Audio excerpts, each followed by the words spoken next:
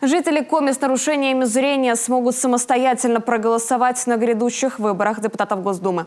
Индивидуальные трафареты со шрифтом Брайля изготовил сотрудник специальной библиотеки для слепых Иван Ефимов. Как работает механизм, разбиралась Ксения Лосева.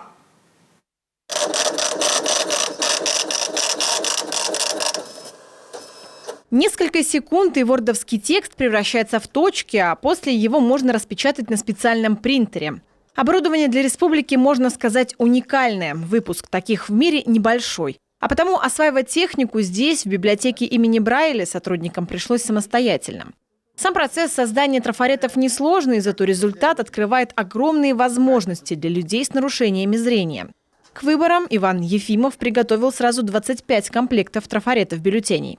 Мы просим у избирательной комиссии оригиналы бюллетеней, так скажем, точные копии, можно сказать, да, их. И уже, да, образцы, да. И работаем с этими образцами уже непосредственно. И каждый вариант, то есть я, например, готовлю первый вариант, я не знаю, как внешне выглядит бюллетень, я просто пытаюсь информацию разместить на листе.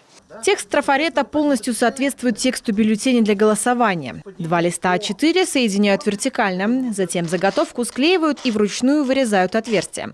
Если человек владеет шрифтом Брайля, то сможет самостоятельно прочитать и воспользоваться приспособлением. На создание такого трафарета у сотрудника библиотеки уходит немало времени, так как есть свои особенности. Дело в том, что размер буквы шрифта Брайля, он стандартный.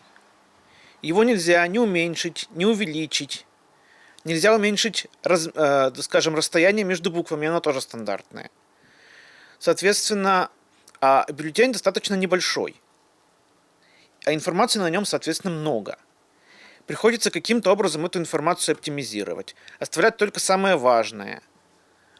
Еще каким-то образом правильно ее размещать.